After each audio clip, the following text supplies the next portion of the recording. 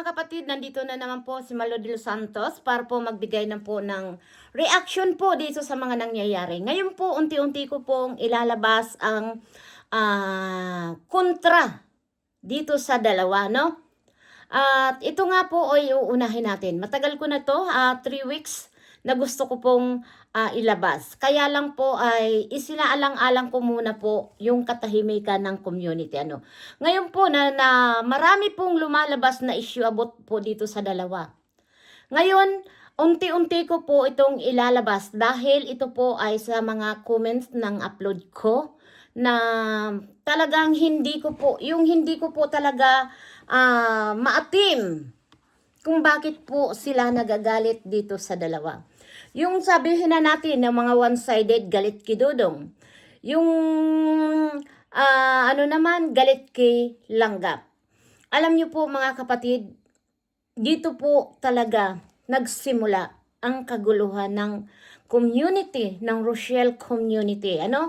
Di ko alam po kung bakit nagkakaganito sila na napakaayos ng dalawa na talaga pong unti-unti pong nawawasak. Unti-unti pong nahahati. Kasi po, pag tayo po ay one-sided lang, alimbawa gusto natin si Langga, gusto natin si Dodong, sana po tahimik lang tayo na wala tayo pong gagawa ng kwento. Katulad po dito kay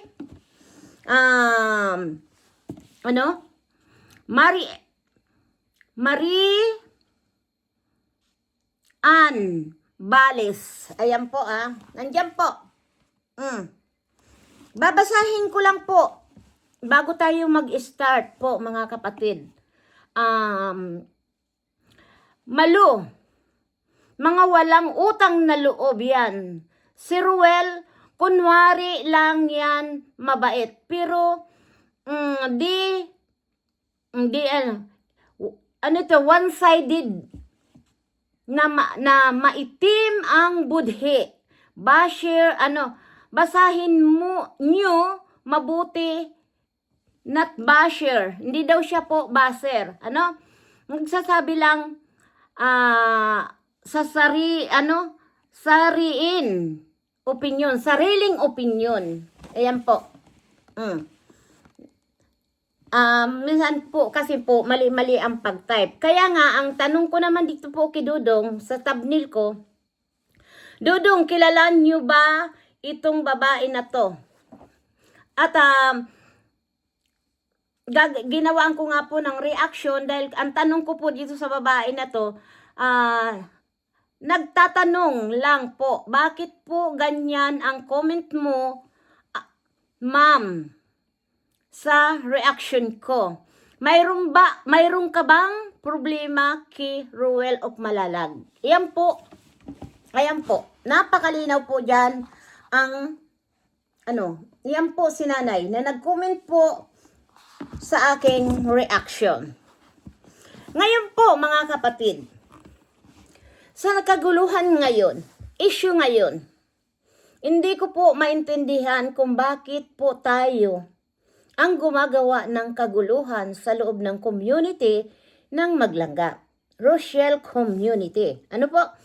Kasi po, ito talagang interesting po. Sa mga nangyayari ngayon, para sa akin, hindi po ito talaga makakabuti sa pangkalahatan. Kaya lagi ko pong sinasabi ito sa dalawa. Huwag makikinig. Kung talagang mahal nyo ang isa't isa, huwag po kayong makikinig sa mga nakapaligid po sa inyo. Gaya na po dito sa mga comment na to. Hindi ko po yan ilinabas basta-basta.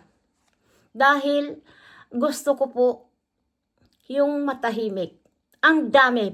Magpunta po kayo sa comment section ko. Yung iba po na hindi ko na talaga nagugustuhan. Lalong-lalo na po yung mga kontra kay Langga. Dinidelete ko po. At hindi ako interested. Dahil po, kung ano po lang ang napapanood ko, kung ano lang po yung kaya kong ibigay sa dalawa, Yun lang. Hindi po ako basta-basta nakikinig. Kaya nga ito, si nanay, tinatanong ko siya kung anong problema niya kay Ruel. At ganun, marami po yan. Marami po yan na mga comment niya. At talaga pong na ano ako. Ito po mga comment niya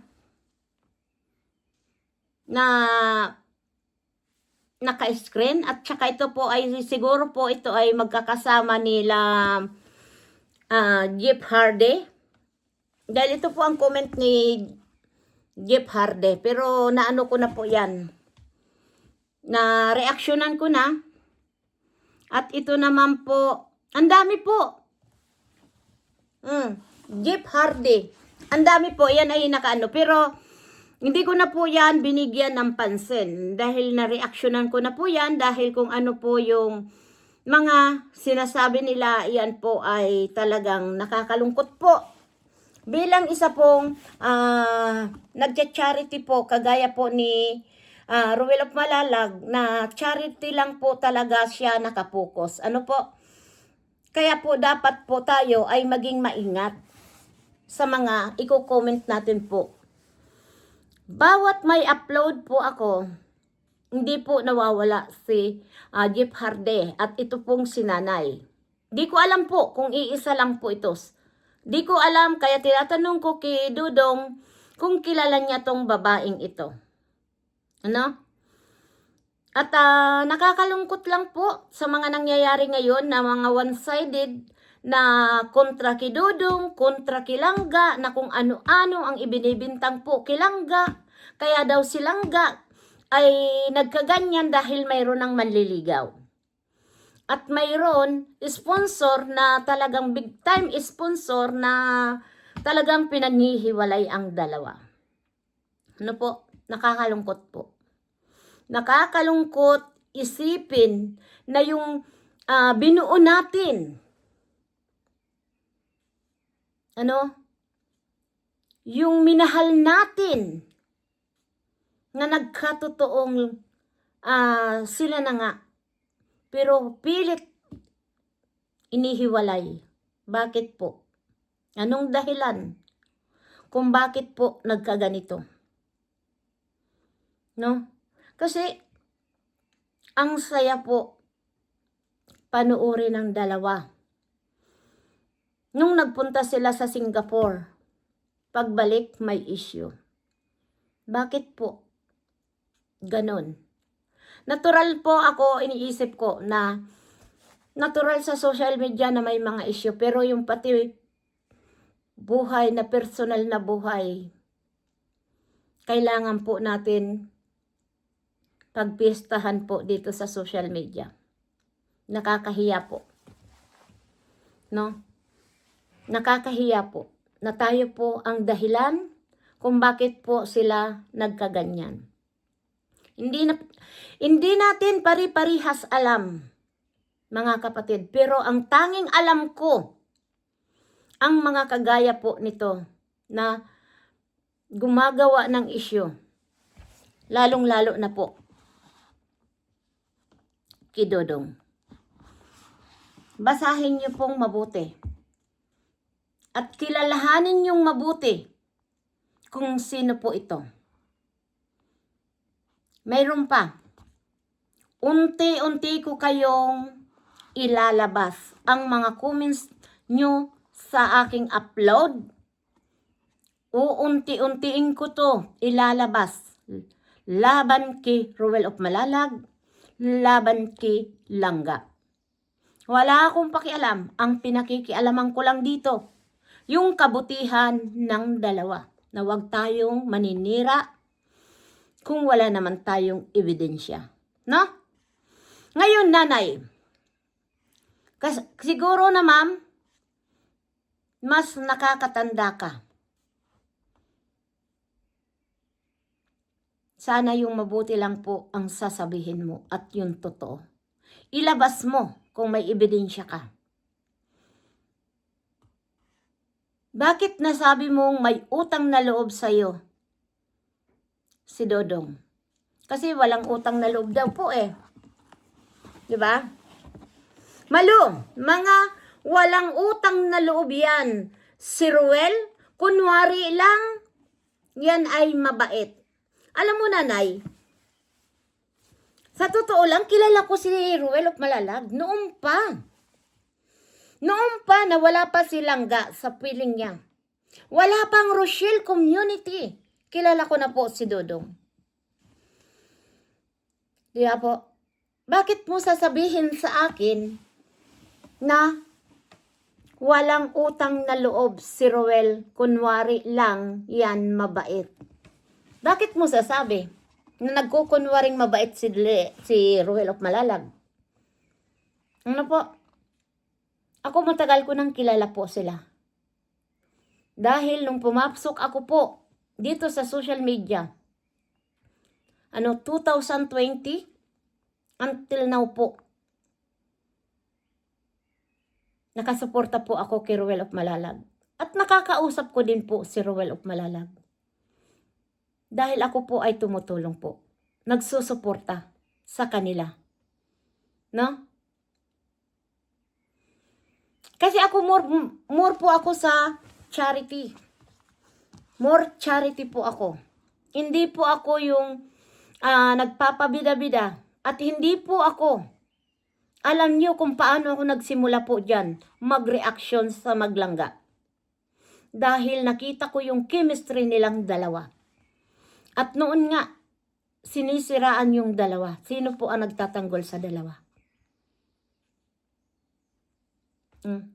Dahil nakita ko ang kabutihan ni Richelle, nakita ko yung kabutihan ni Dodong. Kaya minahal ko po itong dalawang to. No? Wala akong tulak kabigin sa kanila. Wala po. Ang tanging hangad ko, ang tagumpay ng dalawa. Lalong-lalo na po si Richelle, na gusto ko po na magpatuloy lang siya sa kanyang pag-aaral. Dahil iyan po ang sandata niya pagdating ng araw na siya po ay nakagtapos. Dahil po, ang pag-aaral, ang edukasyon po, iyan ang sandata ng kanyang pagtagumpay. Diba? Wala po niyan makakanakaw na sino man. Lagi ko po yan sinasabi, paulit-ulit. Kaya po, nanay, wag mo naman tayong manira ng tao. Ano? Kung gusto mo si Langga, fair lang po tayo. Tahimik lang tayo. No? Hindi ako galit sa iyo. Sinasabi ko lang po. At mayroon pa dyan isa. Ilalabas ko po yan bukas din. Yung agent din kay Langga. At mayroon pa po.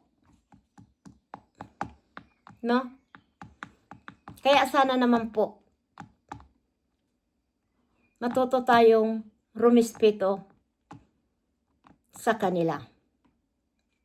Hindi sila humingi. Kung tumulong ka man po, wag mong isumbat na walang utang na loob po si Dodong. Dahil hindi naman po yan nangihingi. Kusa natin ibinibigay po ang tulong. Yan lang po, maraming salamat po sa inyong lahat, mga viewers na nagmamahal po dito sa Maglangga. Sana po, wag tayong manguna. Ayaan natin, irespeto po natin ang dalawa. At wag na wag po tayong gagawa ng kasiraan po ng dalawa.